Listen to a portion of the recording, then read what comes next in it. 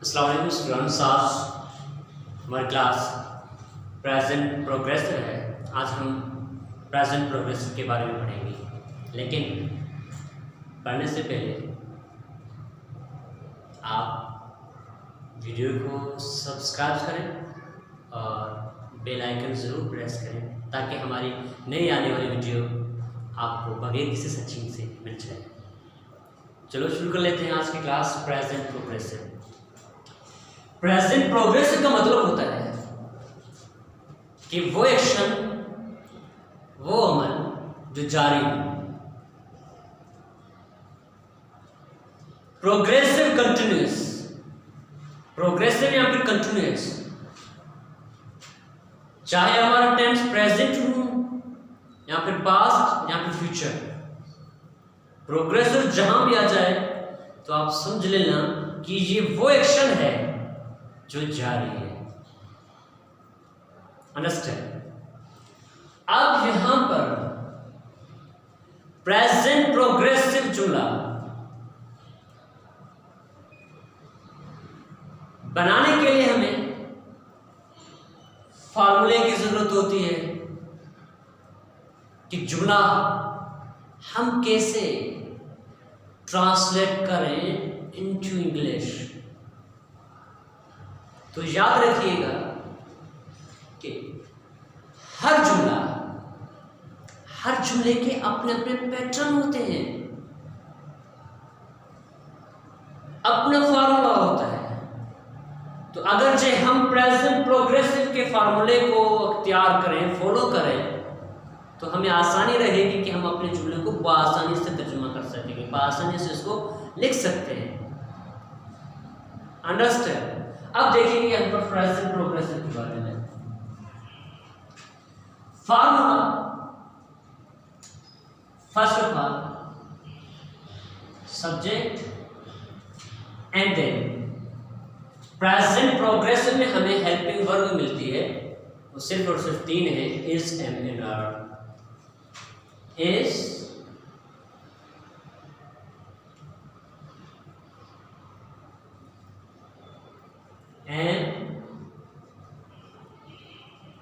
and are helping verb. Subject helping verb is and are verb की first form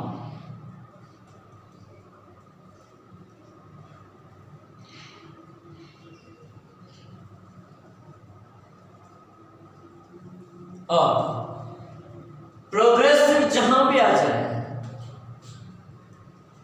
तो आपने first form के साथ आईएनजी का भी इजाफा करना है।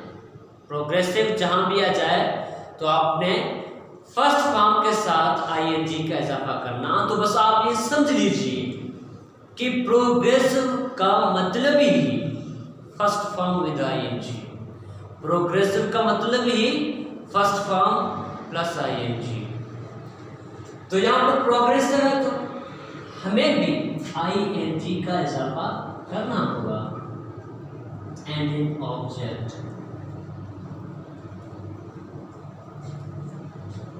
सब्जेक्ट, पिछली क्लास में मैंने इसकी तारीफ की सब्जेक्ट क्या होता है, लेकिन प्रेजेंट सिंपल में हमें कोई हेल्पिंग वर्ब नहीं मिली, तो मैं बगैर किसी तारीफ के आगे बढ़ा। इसलिए कि कोई चीज़ जब सामने नहीं आती तो उसका कहना मैं समझता हूँ नामुनासिब है। Am I right? Is and are ये हमारे हेल्पिंग वर्ब होते हैं। हेल्पिंग वर्ब वो वर्ब्स जो हमारे जुमलों को मदद दे बनाने में, जो हमारे वर्ब को बनाने में मदद दे, उन्हें ही वर्ब को हेल्पिंग वर्ब कहते हैं। प्रेजेंट प्रोग्रेसिव में हमारे पास 3 हेल्पिंग वर्ब है, is and are. Then verb first form plus ING जरूरी है, इसलिए कि प्रोग्रेसिव है। फिर उसके बाद ऑब्जेक्ट। अब आ जाए चलो हमें सब्जेक्ट भी समझ में आ गया। पहले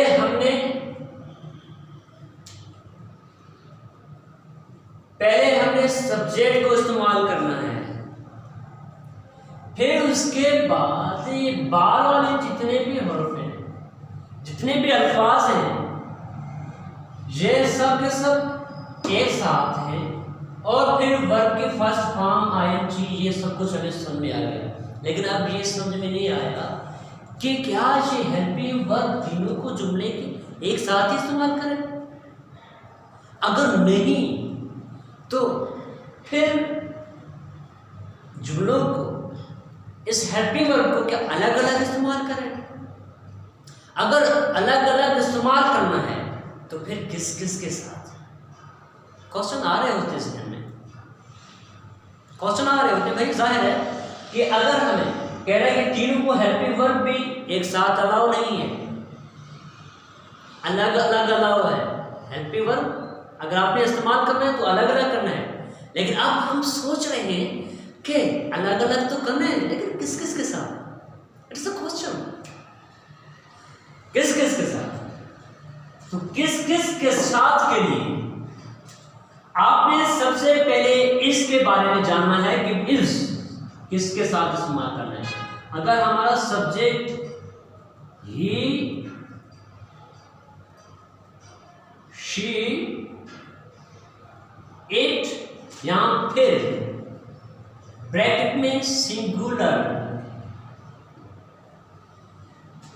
इस, ही, शी, इट या फिर सिंगुलर नाउन्स होंगे, मेरा मतलब सब्जेक्ट भी। अगर हमारा सब्जेक्ट ही है तब भी हेल्पिंग वर्ब हम इस इस्तेमाल करेंगे। शी है, इस इस्तेमाल किया, इट है, इस इस्तेमाल कर दिया, या फिर किसी सिंगुलर नेम्स के साथ हम इस इस्तेमाल कर लेंगे। और फिर एम की अपनी बादशाही, तो अपनी बादशाही होगी।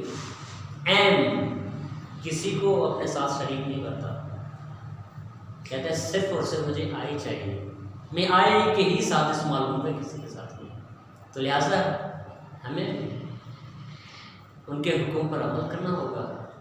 हमने भी एम को आई ही के साथ इस्तेमाल करना है। चलो एम सिर्फ और सिर्फ आई के साथ, एंड देन आर। अब आप खुद अंदाजा लगाएं कि हमारे पास जो प्रोनाउंस थे ही, शी, इट और फिर आई माइनस मी, तो कितने प्रोनाउंस बच रहे हैं जो बच्चे उन्हीं के साथ इस्तेमाल कर लेंगे आप आर विद प्लूरल नाउन्स के साथ। मिसाल आर यानी कि यू, वी, दे या फिर प्लूरल नाउन्स के साथ हमें क्या करना है? आर का इस्तेमाल करना है। चलो समझ में आ गया। अब सब्जेक्ट क्लियर, हेल्पिंग वर्ब का इस्तेमाल clear, verb ING and object, ये सारा कुछ क्लियर हो गया माशाल्लाह से।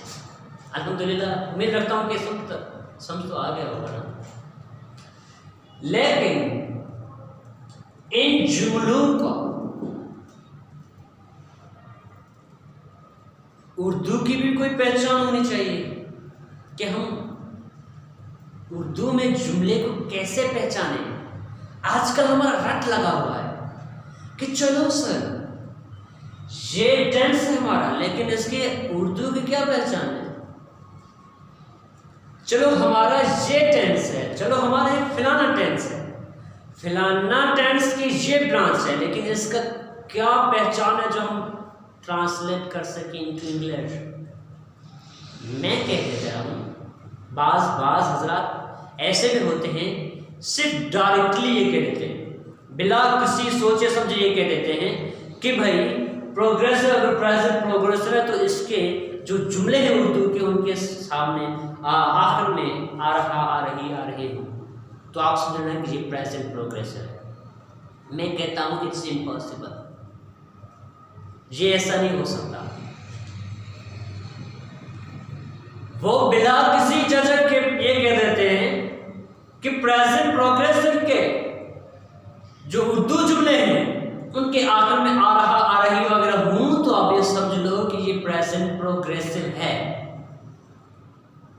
तो मैं कह देता हूं कि अगर आप 100% यकीन के साथ इस तरह कहते हैं कि प्रेजेंट प्रोग्रेसिव के आखिर में आ रही वगैरह है और इसके अलावा कुछ भी नहीं, तो मैं 100% यकीन से ये कह देता हूं कि ये सरासर गलत है।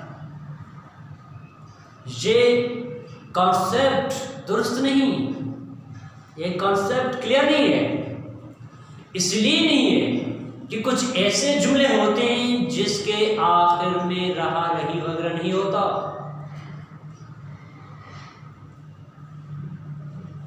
लेकिन चलो आप लोगों तो पहले समझ में आ रहा था कि जुमले के आखिर में रहा है रही रही वगैरह है तो ये प्रेजेंट प्रोग्रेसिव कहलाएगा। लेकिन अब मैं कह रहा हूं कि नहीं, कुछ ऐसे जुमले हाँ हैं, ऐसे हैं जुमले ऐसे हैं जिसके आखिर में रहा रही वगैरह है। लेकिन मैं ये कह देता हूं कि रहा रही वगैरह के अलावा भी ऐसे जुमले हैं जो हमें प्रेजेंट प्रोग्रेसिव ही के सेंस बता रहे होते हैं। लेकिन अब देखिएगा, रहा है जुमला, रही है जुमले, समझ में आ रहा है। लेकिन अब ये समझ में नहीं आ रहा कि ये वो कौन सा भला है जिसके जुमले के आखिर में रहा रही वगैरह नहीं, तब भी आप इसको कहते हैं कंटिन्यूअस है, तब भी आप नहीं कहते हैं कि प्रोग्रेसिव है। तो आइए देखते हैं कि क्या मैं सच कह रहा हूं। प्रेजेंट प्रोग्रेसिव में सबसे पहले जो हमारा रट लगा हुआ है उसी ही को कुछ ट्रांसलेट कर लेते हैं। आप लीजिएगा फॉर एग्जाम्पल उर्दू में पहले जुमला ले लें, मैं बैठ रहा हूं।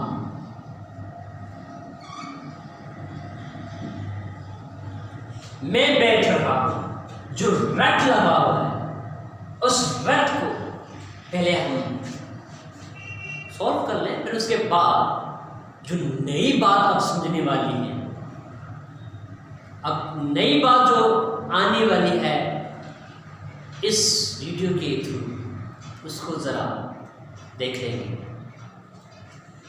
मैं बैठ रहा हूं, आई मैं के जो सब्जेक्ट है हमारा आई, हेल्पिंग वर्ब जो हमारे साथ आई के साथ नहीं रहता है, आई है सिट कहते हैं बैठने को और फर्स्ट फॉर्म आईएनजी लगाते हैं हम सिटिंग के लिए। I am sitting, I am sitting, मैं बैठ रहा हूं, आई एम सिटिंग, मैं बैठ रहा हूं। अब देखिए जुमला, जुमले के उर्दू के आखिर में आई एम सिटिंग, मैं बैठ रहा हूं, मैं बैठ रहा हूं। एक्शन हमारा कंटिन्यूअस है, एक्शन हमारा जारी है। लेकिन अब कुछ ऐसे भी सेंटेंस होते हैं जिसके आखिर में एक्शन कोई रहा रही वगैरह का नहीं है, लेकिन फिर भी हम उसको कहते हैं कि ये प्रेजेंट कंटिन्यूअस है। मिसाल लीजिएगा, इसी जुमले को बना लेता हूं मैं।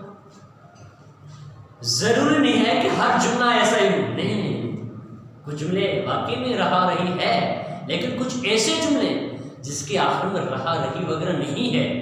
अगर ये जुमला मैं बोल दूं और बना भी दूं तो आज के बाद प्लीज इसी ही में अमल करना, और जो कुछ कहे कि जुमले के आखिर में रहा रही वगैरह है तो आप कहते हैं कंटिन्यूअस है, आप उनको फौरन जवाब दे सकते हैं कि भाई आप बिल्कुल गलत हैं। अंडरस्टैंड? आई एम सिटिंग, में बैठ रहा। अब मैं कहता हूं कि मैं बैठा हुआ हूं। जुमला देखिएगा, मैं बैठ रहा हूं, मैं बैठा हुआ हूं। इसमें कोई सेंस मैंने क्या कर दिया कि जब भी कोई ट्रांसलेट आप करेंगे उर्दू में मत जाइएगा, अपने सेंस को देखो कि आपका सेंस क्या कह रहा है। क्या ये हमारा एक्शन अभी हमारे सामने है? अगर सामने है क्या ये कंटिन्यूअस है, या अगर ये सामने है क्या ये हो चुका है, मुकम्मल हुआ है, या फिर वो क्या कि ये अभी हो रहा है। अपने सेंस को खुद यूज करें और फिर खुद अपने जुमलों का फैसला खुद करें। अपने आप को जिम्मेदार समझें। किसी दूसरे के पीछे क्यों जाते यार? आप लकीर के फकीर क्यों करते हैं?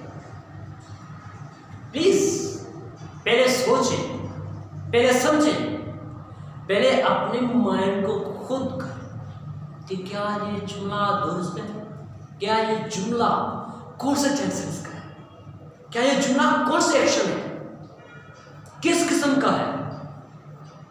अब देखिएगा जहां पर मैं बैठ रहा हूं या मैं तो बैठा हुआ हूं, मेरा एक्शन मैं बैठ रहा हूं। अब ये वो एक्शन है कि सामने आप खड़े और मैं बैठ रहा हूं, तो मैं कह रहा हूं यार मैं बैठ रहा हूं, मैं बैठ रहा हूं यार, बैठे आप? जी जी सर मैं बैठ रहा हूं, मैं बैठ रहा हूं, मैं बैठ रहा हूं, आप बैठ रहे हैं। अब ये एक्शन क्या है? कंटिन्यूस है, बैठना भी कंटिन्यूस है। लेकिन अब मैं बैठा हुआ हूं, उसकी आंखों में कोई रहा रही नहीं है।